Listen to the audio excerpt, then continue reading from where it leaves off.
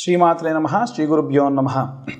మనకు జనవరి మాసంలో సంక్రాంతి తర్వాత నుంచి అంటే మకర సంక్రమణం పూర్తయిన తర్వాత నుంచి జనవరి 16వ తారీఖు నుంచి ఫిబ్రవరి 2వ వారం వరకు కూడా ఉన్నటువంటి చతుర్గ్రహ కూటమి, చతుర్గ్రహ సంచారము అంటే సూర్యుడు మకరం నుంచి దాటి అతని యొక్క ప్రయాణం కొనసాగిస్తూ మార్చి 29వ తారీఖు వచ్చేసరికి అది షష్టగ్రహ కూటమిలోకి వెళ్ళిపోతుంది. అంటే మీనంలోకి ఈ గ్రహ సంచారం అంతా కూడా చేరుతుంది.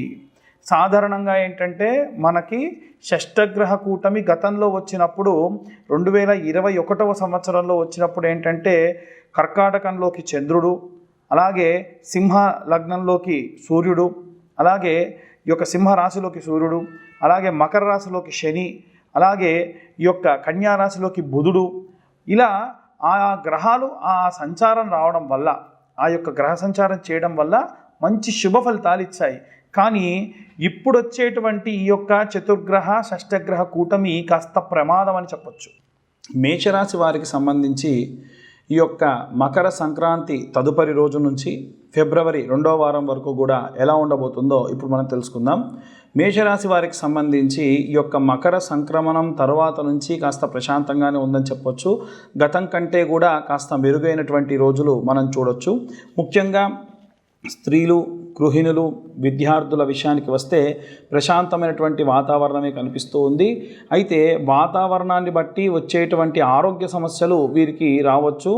ఇవి కాకుండా ఉద్యోగస్తులు కానీ లేదా వ్యాపారస్తులు కానీ లేదా ఇతరత్ర ఏవైనా సరే గృహ నిర్మాణ సంస్థలో ఉన్నటువంటి వారు కానీ, అలాగే ఏవైనా సరే కోర్టు విషయాల్లో ఇబ్బంది పడుతున్న వాళ్ళు కానీ, విదేశాలకు ప్రయాణం అవ్వాలనుకుంటున్న వారు కానీ, వీరందరి విషయాలతో పాటు సినీ రాజకీయ రంగాల సంబంధితమైనటువంటి వారందరికీ కూడా ఈ యొక్క మకర సంక్రాంతి తర్వాతి సమయం అంతా కూడా కాస్త విపరీతమైనటువంటి రోజులని చెప్పొచ్చు.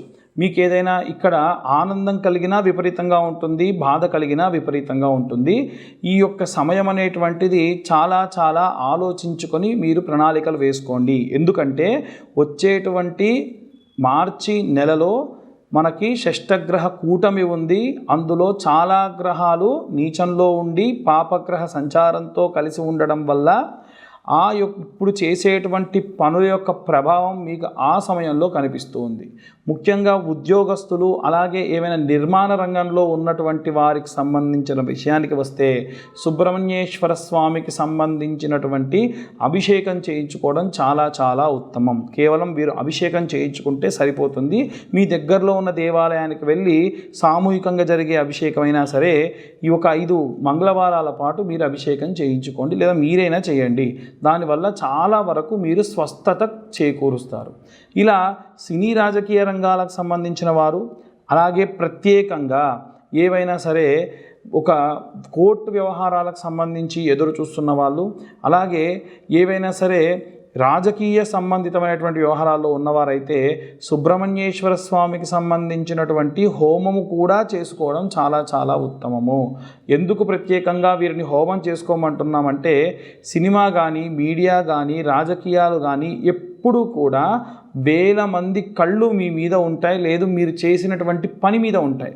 కాబట్టి స్వామివారి యొక్క రక్ష వల్ల 3 నుంచి 4 నెలల పాటు ఎటువంటి అపాయాలు ఉన్నా రాకుండా కాపాడతారు. కాబట్టి వీలైనంత వరకు దగ్గరలో ఎక్కడైనా మీకు సంకటహర చవితి నాడు హోమాలు చేస్తూ ఉంటారు. కాబట్టి ఆ హోమాలు జరిగే చోట చాలా తక్కువ మొత్తంలో మీరు ధనం వెచ్చించి మీరు ఈ హోమాలు చేయించుకోవచ్చు. అంటే వేలకు వేలు పెట్టాల్సిన పని లేదండి. 500-600 1000 మహా అయితే ఇంతే తీసుకొని ఈ యొక్క సంకష్టహర చవితి నాడు హోమాలు చేస్తూ ఉంటారు. మేమైతే అలాగే చేస్తూ ఉన్నాము. ఎందుకు అలా చేస్తున్నామంటే దిగువ మధ్యతరగతి కుటుంబీకులు ఎవరైనా సరే ఏమైనా హోమాలు చేసుకోవాలి అంటే పెద్ద ఖర్చులు పెట్టుకోలేరు. కాబట్టి ఇలా ఈ హోమాల్లో పాల్గొనండి. మీరు ఒకవేళ పార్టిసిపేట్ చేయలేకపోతే మీ గోత్రనామాలైనా సరే వాటిలో చదివించి అలా మీరు ఈ యొక్క హోమాలు చేయించుకోవడం చాలా ఉత్తమము. ఇక ఏమైనా మంత్రపఠనం చేస్తే మంచిది అనుకునేవారు ఉంటారు. కాబట్టి వారు ఏం చేయాలి అని అంటే రోజు కూడా స్నానం చేయగానే మీ ఫోన్లో అయినా సరే ఓంకారం పెట్టుకొని 108 సార్లు ఓంకారాన్ని వినండి. వింటూ చదవండి. ఓంకారం ఒకసారి వచ్చేప్పుడు ఆ ఓంకారం అయిపోయేంత వరకు కూడా శ్వాసను తీసుకొని మళ్ళీ ఓంకారం వచ్చేంత వరకు కూడా శ్వాసను విడవడం వల్ల ఆయుక్కు సంబంధించి, ఆరోగ్యానికి సంబంధించి, ఆలోచనలకు సంబంధించి చాలా చాలా ఉత్తమమైనటువంటి స్థితిలో ఈ యొక్క మేషరాశి వారు ఈ మాసంలో ఉండటం జరుగుతుంది. ఇంకా ప్రత్యేకంగా ఏదైనా ఒక్క మంత్రం చదవాలి అంటే ఓం నమో స్కంధాయ నమః అనేటువంటి మంత్రాన్ని చదవడం చాలా చాలా ఉపశమనాన్ని కూడా ఇస్తుంది. ఈ యొక్క చతుర్గ్రహ షష్టగ్రహ కూటమి వల్ల ఎలాంటి ఇబ్బందులు వస్తాయి, వాటికి సంబంధించి ఏ మంత్రం చదువుకోవాలి, ఎలాంటి నియమ నిబంధనలు పాటించాలో ఇప్పుడు మనం తెలుసుకుందాం. ఎందుకంటే అన్నీ కూడా ఉచ్చస్థితిలో కంటే కూడా నీచ స్థితిలోకి వెళ్ళిపోయి కేవలం శుక్రగ్రహం ఒకటి చాలా అనుకూలంగా ఉందని చెప్పొచ్చు. ఇక ప్రత్యేకంగా చూసుకున్నట్టయితే కన్యారాశి వారికి, సింహరాశి వారికి బాగుందని చెప్పొచ్చు. అయితే అన్ని రాశుల వారికి కూడా బాగుండాలి అంటే మనం ఎలాంటి రెమెడీస్ చేసుకోవాలి, ఎలాంటి ప్రతిఫలాన్ని పొందాలి. ఇక్కడ మనం చూసుకున్నట్టయితే సూర్యుడికి శనికి పడదండి. తండ్రి కొడుకులకు విపరీతమైనటువంటి వైరము. అందుకే మకర సంక్రమణం జరిగే సమయము వాతావరణం కూడా మారిపోతుంది. వివాహాలు చేయడానికి కుదరదు. శుభ కార్యక్రమాలు, శుభాది క్రతువులు ఏవి కూడా చేయకుండా ఉండడం మంచిది. చలి కూడా తీవ్రత దాలుస్తుంది అని అంటారు. కాబట్టి ఎట్టి పరిస్థితుల్లో ఈ సమయాల్లో ఎవరైనా నూతనంగా ప్రారంభించేటువంటి వ్యాపారాలు ప్రారంభించకుండా ఉండడం మంచిది. అలాగే వీలైనంత వరకు కూడా ఆదిత్య హృదయాన్ని అందరూ కూడా చదువుకోవడం మంచిది.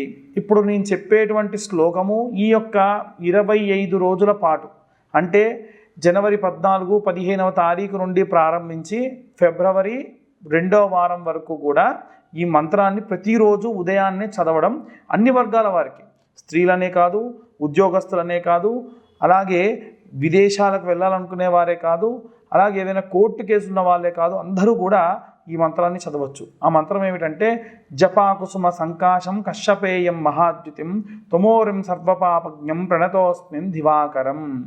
లేదా సూర్య అరిష్టేతు సుసంప్రాప్తే సూర్య పూజాంచ కారయేత్ సూర్యధ్యానం ప్రవక్ష్యామి ఆత్మపీడోపశాంతయే.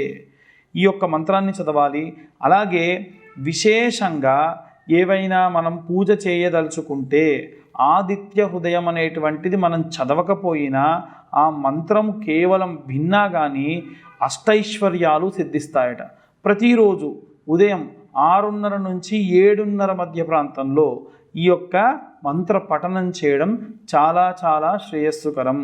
ఇక ప్రత్యేకంగా గ్రహాలకు సంబంధించి బుధుడు, శుక్రుడు, అలాగే రాహు, ఈ యొక్క బుధ గ్రహానికి సంబంధించి, శుక్రగ్రహానికి సంబంధించి, రాహుగ్రహానికి సంబంధించినటువంటి ఏవైనా సరే మంత్రములు చేసుకోవడం, మంత్రములు చదవడం చాలా శ్రేయస్సుకరమని మన వేద పురాణాల్లో చెప్పడం జరిగింది ఈ యొక్క మకర సంకరణ సమయంలో. కాబట్టి ఏ మంత్రం చదవాలి అంటే హిమకుంద మృణాలాభం దైత్యానాం పరమంగురుం సర్వశాస్త్ర ప్రవక్తారం భార్గవం ప్రణమామ్యహం. మళ్ళీ చెబుతున్నానండి. హిమకుంద మృణాలాభం దైత్యానాం పరమంగురుం సర్వశాస్త్ర ప్రవక్తారం భార్గవం ప్రణమామ్యహం. ఈ మంత్రాన్ని రోజు ఉదయాన్నే లేదా అసుర సంధ్యా సమయంలో చదివితే చాలా మంచిది. ఎందుకంటే అసుర సంధ్యా సమయానికి శివగణములన్నీ కూడా భూమంతా సంచరిస్తున్న సమయంలో మనము శివనామ స్మరణ చేసిన, ఈ యొక్క శుక్రాచార్యుడి మంత్రం చేసిన రాక్షసులు, భూతప్రేత పిశాచాలు, గ్రహాలను ఇబ్బంది పెట్టేటువంటి ఇతర గ్రహాలు ఏవి రాకుండా శాంతి కూరుతాయి. ఎందుకంటే రాక్షసులందరికీ కూడా గురువు కాబట్టి రాహుగ్రహానికి, శుక్రగ్రహానికి ఈ మంత్రం చదివిన స్వస్థత చేకూరుతుంది. ఇక ఉదయము లేదా సాయంత్రము మీ ఇంట్లో ఏదైనా చాంటింగ్ చేయదలుచుకుంటే ఓం నమో భగవతే నారాయణాయ నమః అనేటువంటి మంత్రాన్ని చాంటింగ్గా చేసుకోవడం చాలా చాలా ఉత్తమం. లేదా ఓం నమో నారాయణాయ నమః అనేటువంటి మంత్రాన్ని కూడా రోజు చదవడం చాలా చాలా ఉత్తమం. విశేషంగా విప్ప నూనెతోని లేదా అష్టమూలికా తైలంతోని రోజు దీపారాధన చేయండి. చాలా చాలా విశేషమైనటువంటి ప్రతిఫలాలు పొందుతారు. ఈ యొక్క గ్రహస్థితుల వల్ల ఇబ్బంది పడేటువంటి వారెవ్వరూ కూడా ఇబ్బంది పడకుండా ఉంటారు. ఇక ప్రత్యేకంగా మీ అందరికీ చెప్పవలసినటువంటి విషయం ఏమిటంటే మీ యొక్క డేట్ ఆఫ్ బర్త్ టైం లేకుండా చాలామంది పేరు బలం మీద జాతకాలు చెప్పండి అని చెప్పి ఫోన్లు చేస్తూ ఉన్నారు. డేట్ ఆఫ్ బర్త్ టైం లేకుండా ఎవరైనా జాతకం చెబుతానంటే నమ్మకండి. నాతో సహా ఎవ్వరు అన్నా సరే నమ్మకండి. ఎందుకంటే డేట్ ఆఫ్ బర్త్ టైం లేకుండా జాతకం చెప్పడం అనేటువంటిది చాలా చాలా మూర్ఖత్వం. ఇప్పుడు పేరు బలం మీద చెప్పాలి అంటే రాము అన్న పేరు గల వాళ్ళందరూ ఒకేలా ఉంటారా? ఉండరు కదా. కాబట్టి ఎట్టి పరిస్థితుల్లో మీరు పేరు బలంతో జాతకాలు చెప్పించుకోకండి. ఒకవేళ మీ పేరు కనుక జన్మనామం అయితే, ఒక ఆయన పేరు కుల్లయ్య, ఎందుకంటే కు అనే అక్షరంతో పెట్టాలి, మూడు అక్షరాల్లో పెట్టాలంటే కుల్లయ్య అని పెట్టారు. ఆయనది జన్మనామాలు అలా ఉంటాయన్నమాట. కాబట్టి అలాంటి వారు మీరు చూయించుకోండి జాతకం, పర్లేదు. కానీ మీది జన్మనామం కాకుండా వ్యవహారం అంటే తాతల పేర్లో, తండ్రుల పేర్లో, దేవుళ్ళ పేర్లో పెట్టేశాము, మీ డేట్ ఆఫ్ బర్త్ ఏంటో తెలియదు అనుకున్న వాళ్ళు చేయి చూయించుకొని హస్త సాముద్రికం ద్వారా మీ జాతకాలు చూయించుకోవచ్చు. కానీ డేట్ ఆఫ్ బర్త్ టైంతో చూయించుకోవచ్చు. కానీ ఉత్త పేరుతో జాతకం చూయించుకోవడం అనేటువంటిది చాలా చాలా తప్పు, అది కరెక్ట్ కాదు. ఇక చాలామంది మాకు ఊరికనే ఫోన్ చేసి వాళ్ళు ఎక్కడ ఏ పరిస్థితుల్లో ఉన్నారో, మేము ఏ పరిస్థితుల్లో ఉన్నాము అనేది కూడా తెలియకుండా డైరెక్ట్గా జాతకం గురించి అడిగేస్తూ ఉన్నారు. దయచేసి అలా చేయకండి. వాట్సాప్ చేయండి, మీ కింద కనిపించేటువంటి నెంబర్తోని వాట్సాప్ చేయండి. అప్పుడు మీ ప్రాబ్లం ఏంటి, మీ డేట్ ఆఫ్ బర్త్ ఏంటి, టైం ఏంటో పెట్టండి. మా యొక్క టీం ఉంటుంది, వాళ్ళు మీతోని రెస్పాండ్ అవుతారు, మాట్లాడతారు. మీ యొక్క జాతకానికి సంబంధించిన ఇబ్బందా, వ్యవహారానికి సంబంధించిన ఇబ్బందా అన్నీ కూడా మాట్లాడి డీటెయిల్డ్గా మీతోని నాతో మాట్లాడడానికని ఒక టైం కేటాయిస్తారు. ఎందుకంటే పొద్దున్న లేస్తే ఫోన్ కాల్స్ బాగా వస్తున్నాయి, ఊరకనే మాట్లాడేవాళ్ళు, సరదాగా మాట్లాడేవాళ్ళు చాలామంది చేస్తున్నారు. అన్యథా భావించరాదు, అందరి ఇబ్బందులు తీర్చడానికి మేము ఉన్నాం. కానీ మీరు మాట్లాడే టైంలో వేరే వాళ్ళు ఇబ్బంది ఉన్న వాళ్ళు కూడా చాలా ఇబ్బంది పడుతూ ఉన్నారు. అయితే జాతకానికి సంబంధించి కూడా పాపం ఎంతోమంది చాలా చోట్లకి వెళ్ళి 10,000, 20,000, 15,000 ఖర్చు పెట్టుకున్న వాళ్ళు ఉన్నారు. మీ జాతకం పూర్తిగా 60 పేజీల్లో చేత్తో రాయడం కుదరదు కాబట్టి కంప్యూటర్లో నేను క్యాలిక్యులేట్ చేసి 60 పేజీల్లో జాతకం ఇవ్వడం జరుగుతుంది. 60 కంటే ఎక్కువ కూడా ఇచ్చిన సందర్భాలు కూడా ఉన్నాయి.